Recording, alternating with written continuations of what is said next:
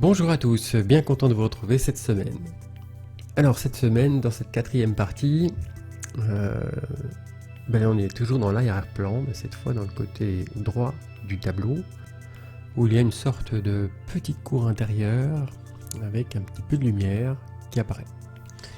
Alors pour faire cette lumière, j'ai commencé par mettre de la lumière un petit peu partout, sachant que je vais placer ensuite une zone d'ombre qui va ensuite aller sur cette lumière de façon à créer un dégradé et de contrôler cette puissance lumineuse.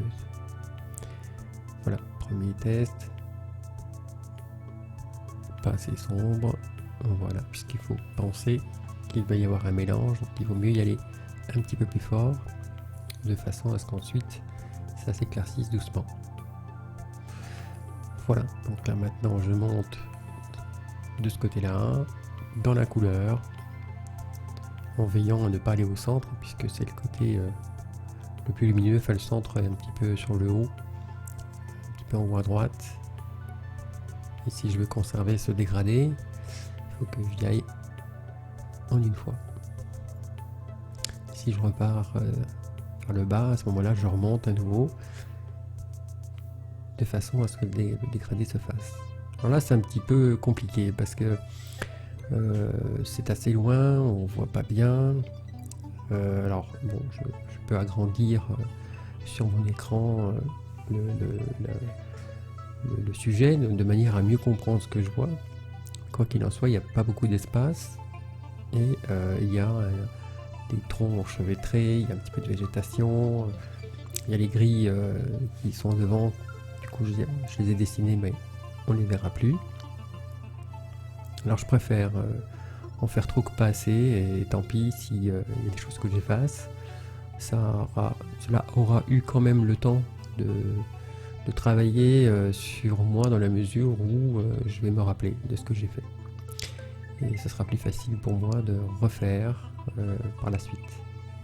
Alors là, j'ai rajouté un petit peu d'éclairage, plutôt au centre. C'est plutôt un travail de fond aussi, hein. C'est encore... Bon, c'est assez loin, donc ça n'a pas pour objectif d'être très détaillé, mais étant donné qu'il y a beaucoup d'objets, il y a beaucoup d'éléments, j'aime autant ne pas aller trop vite.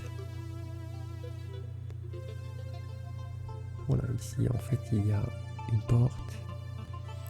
Alors on voit pas la porte en tant que telle, hein, c'est un endroit sombre. Alors un petit rappel concernant ce qui ressemble à du noir. C'est pas un noir pur, j'utilise le bleu outre-mer foncé avec du terre d'ombre brûlée, de façon à obtenir un noir artistique, c'est-à-dire un mélange des deux. À tendance bleue, non pas tendance marron, puisque là on est bien dans une ombre. Ouais, faut pas hésiter à contraster un petit peu les choses, hein, de façon à les rendre intéressants. Et voilà, tout simplement. Globalement, le fond va servir à servir de liaison avec tout ce qui va suivre après. Alors, un petit rappel aussi, ma toile ne boit plus rien du tout, ce qui fait que je peux étaler la peinture un petit peu comme je veux, puisqu'en fait, plus rien n'est absorbé. Et ça, c'est un gros avantage à laquelle il faut penser. Là, je vais m'occuper de la végétation. Donc, cette végétation est assez loin, elle n'a pas pour vocation d'être très détaillée. Et j'insiste pas mal en fait sur le pinceau, de manière à ce que ça couvre, et je me retrouve avec un pinceau un peu maigre bien souvent. Et c'est ce qui me permet aussi de lier avec la couleur du fond, qui en principe ne se lie pas. Ça crée justement une ambiance, une atmosphère entre deux éléments. Voilà, je remets un petit peu d'ombre à l'intérieur pour créer une teinte intermédiaire. Un petit peu de lumière. Pour la végétation, c'est très très sympathique à peindre. Alors cette deuxième fois, vous posez les choses, vous les mélangez à peine, de façon à ce qu'on puisse sentir quelques éléments qui apparaissent, mais sans plus. Voilà, donc la base est donnée, ensuite quelques détails, j'en reviens un petit peu avec quelques ombres que je peux faire rentrer par-ci par-là. Voilà, c'est simplement pour le détailler un petit peu plus. Et c'est tout. À cette distance, on distingue peu de choses. Voilà, ensuite je vais poser les couleurs claires entre les branches, essayer de déterminer où se trouvent les choses. Toujours en posant globalement des teintes relativement foncées. Donc là j'ai mis quelques valeurs à l'intérieur. Il n'y a pas de technique particulière, vous pouvez poser les verts foncés comme je fais bien souvent et ensuite j'éclaircis. Mais ben, ça peut se faire en une seule fois. C'est affaire de choix, de goût personnel, de constater les différences qu'il y a entre ces deux techniques. On n'a pas tout à fait les mêmes résultats. Donc c'est intéressant de connaître les deux et puis de choisir en fonction. Alors, bon, il y a bien quelques mélanges que je fais sur la palette, mais bien souvent, enfin surtout par la suite, pas tellement au départ, hein, quand on fait des fonds comme ceci, les teintes se font sur les mélanges se font sur la palette. Mais après, c'est très intéressant de faire les mélanges sur la toile. En prenant par-ci par-là quelques teintes, quelques couleurs, les faire rentrer les unes dans les autres.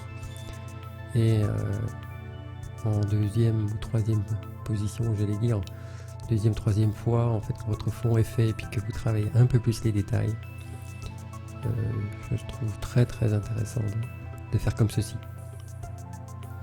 Voilà, bon bah c'est plus un travail de coloriage à la base, hein. Une fois que vos teintes sont posées, qu'on y voit un petit peu plus clair. Voilà. Je pose les couleurs, mais ça se voit pas trop à la caméra, mais il y a peu de couleurs sur mon pinceau. Je cherche plutôt à les fondre un peu les unes dans les autres. C'est pour ça que je dépasse un peu aussi au niveau des branches. C'est fait exprès, de façon à ce que quand mes verres viendront par-dessus, ça va très légèrement se foncer aussi, ça va prendre un petit peu les teintes, l'atmosphère de l'ensemble. C'est pour conserver une sorte d'unicité dans les couleurs. C'est très très important l'unicité des couleurs. Elles sont différentes, mais elles sont dans des bains et des jus qui sont les mêmes. Voilà, un petit éclairage entre ces troncs. Voilà, donc j'essaye au mieux de faire attention, de manière à pas tout mélanger. Certaines choses se mélangent, d'autres pas. Donc là c'est le cas, l'éclairage il est simplement diffus, mais rien de plus. Voilà, là c'est pareil, je commence à poser d'une manière très sombre ce mur de pierre qui arrive. Voilà, je commence à l'éclaircir un petit peu. Il y a un éclairage particulier à cet endroit. Donc j'ai commencé par ça. Ensuite je commence à poser quelques pierres. Ils sont à peine visibles en fait.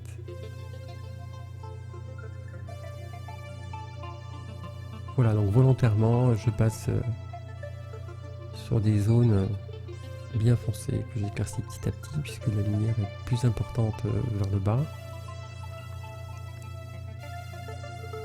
En technique humide sur humide, là aussi c'est un rappel. Tous vos sombres sont pas épais, ils sont au contraire assez fluides. Mais là j'ai pas utilisé de fluidité, il n'y a pas d'essence, il n'y a pas de médium. Parce que je cherche justement à mélanger et à faire fondre les couleurs entre elles. Et je les descends et il manque de la peinture. C'est en technique maigre. Et petit à petit en fait j'éclaircis et bien faire rentrer donc la peinture sans trop. Alors ça dépend. Voilà, bien souvent je mélange pas trop et puis ensuite je vois ce que ça donne et je rectifie petit à petit. Donc là il y a un côté qui est bien clair. Là, on sent un peu mieux que c'est un mur. Là je rectifie et finalement là, il va être trop clair. On voyait trop cette partie-là. Donc là, c'est le moment de rectifier le dessin. Ou si c'est pas très ressemblant par rapport au dessin, ce qui est important, c'est ce que vous allez rendre. Alors, il ne faut évidemment pas tout déformer, mais quelquefois, on enlève la logique. Des fois, c'est pas normal. Oui, c'est pas normal, mais c'était plus beau. Évidemment, l'architecte n'agira pas de cette façon, hein. Mais nous, dans la peinture, on peut. Voilà, donc là, je cherche plutôt à m'occuper de l'éclairage de l'ensemble avant de m'occuper du travail des pierres, tout en sachant que ça sera pas trop détaillé non plus, c'est trop loin. Voilà. On ne se rend pas trop compte, puisqu'en fait, c'est une petite partie de la toile. Encore que la toile est un peu grande. Alors, je vous déconseille de faire un sujet aussi compliqué, avec beaucoup d'éléments sur une toute petite toile. Il vous faudrait des pinceaux extrêmement petits, des 0, des 1. Voilà, mais pas plus que ça. Et c'est difficile à rendre. C'est vraiment très difficile à rendre. Faites plutôt des sujets beaucoup plus simples pour des petites toiles. Une partie de cette toile suffirait. Enfin, moi personnellement, je vous le déconseille. Parce que j'ai quand même vu des toutes petites toiles par des peintres exceptionnels qui vous font des rendus incroyables, alors que la toile fait pas plus de 10 sur 15. Il faut être excellent peintre pour arriver à de tels niveaux de peinture sur des surfaces aussi petites. Alors ici, bon, on commence à venir un petit peu de végétation un peu plus détaillée, un peu plus lumineuse. Donc en style impressionniste. À l'impressionnisme, ça va très bien pour faire de la végétation. C'est un vrai plaisir, un vrai régal.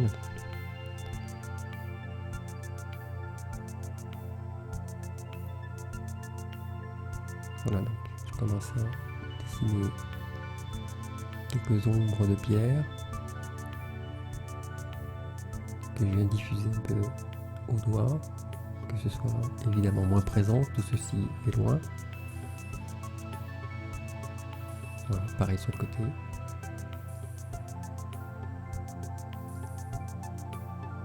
Alors j'ai un pinceau qui est un peu fatigué et ça tombe bien parce qu'il y a les irrégularités qu'il fait nous rend service. Alors les vieux pinceaux, petite précision là-dessus, gardez-les. Même s'il leur reste 3 poils, des fois ça fait des effets très intéressants.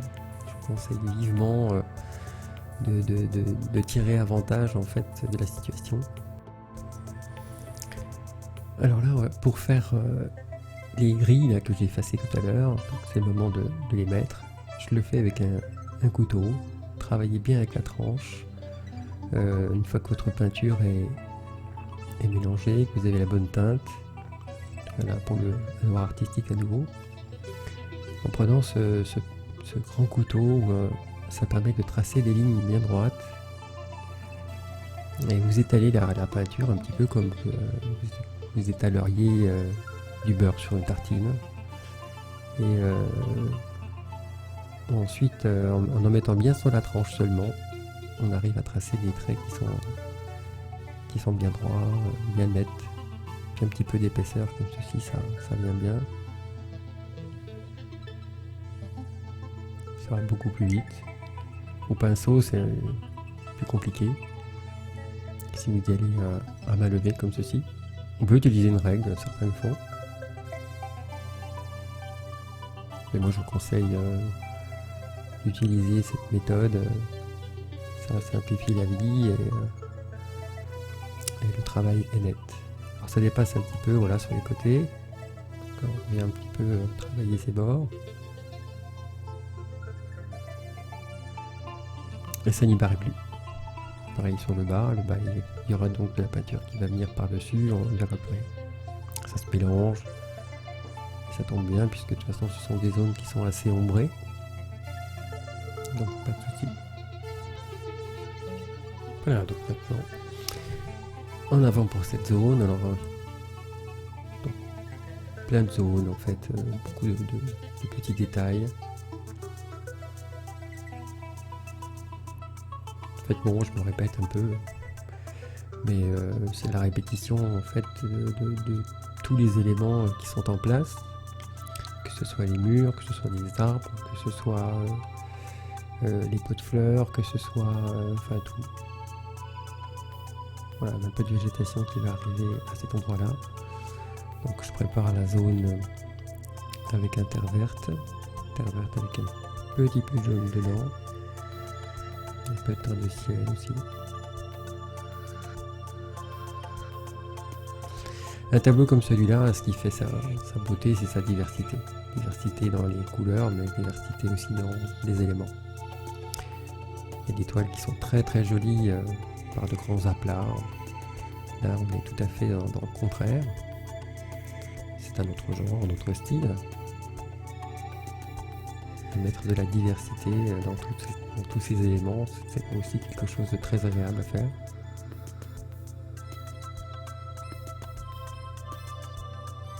Voilà, ici un peu de jaune de Naples avec un peu de jaune citron, et puis comme j'avais un petit peu de vert sur mon pinceau, ça vient influencer le tout. À nouveau, l'unicité, qu'on puisse avoir des teintes qui sont proches les unes des autres, qui s'harmonisent. Donc là, la partie à l'ombre de l'escalier qui arrive. J'ai commencé par poser quelques zones un petit peu foncées, des endroits où on sent les deux pierres qui se touchent. Voilà.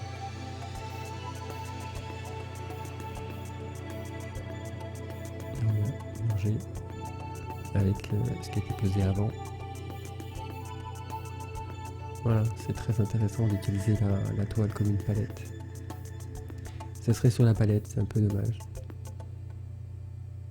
Enfin, on y arrive aussi, bien entendu. Mais il y a un petit truc en plus avec ça.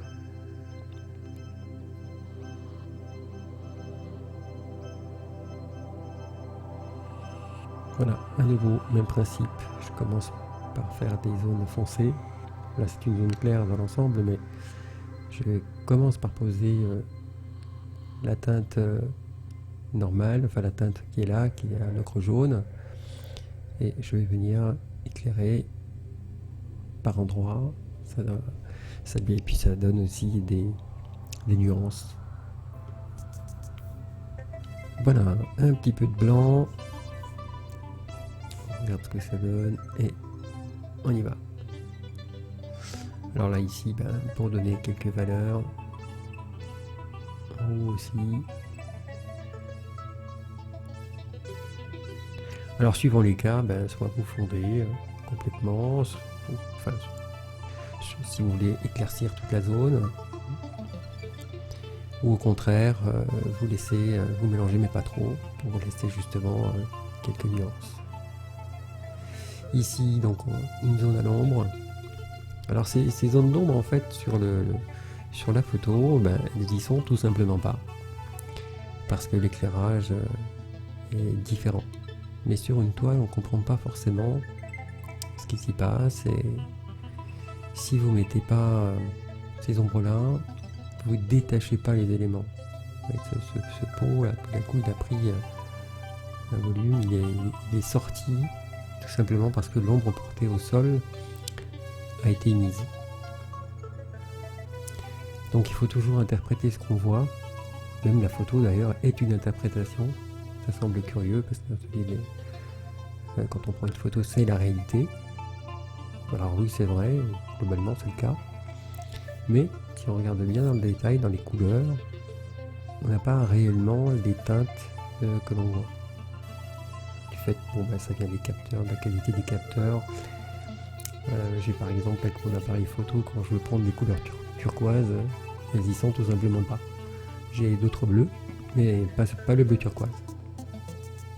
Ou alors il faudrait des appareils sans doute qui coûtent plus cher que le mien, bien que ce soit un bon appareil. Mais on se rend compte que, surtout dans des tableaux un petit peu unis, où comme j'ai fait les rayons sacrés, beaucoup de tableaux sont de la même teinte, et ben, le rendu n'est pas toujours aussi facile et évident à voir qu'un tableau tout en couleur.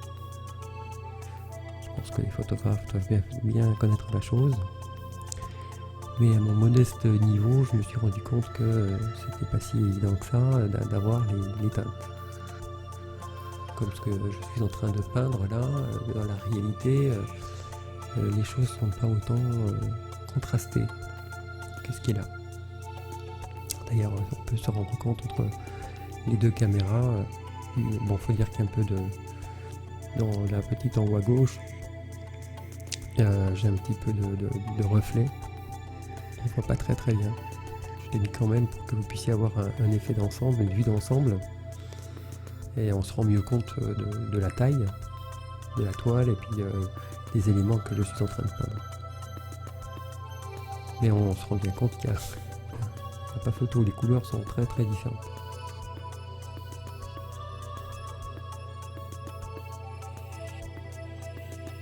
Voilà, ensuite donc un peu les murs, quelques pierres commencent à arriver, elles sont juste symbolisées. Bon, c'est pas un tremblement de terre, hein. J'ai touché le trépied où il y avait la caméra. Voilà, un petit peu plus détaillé. Alors, toujours en technique humide sur humide, plus vous allez vers l'éclair et plus vous allez en épaisseur. Voilà, mais il faut que votre fond soit fait d'abord pour ensuite placer les éléments.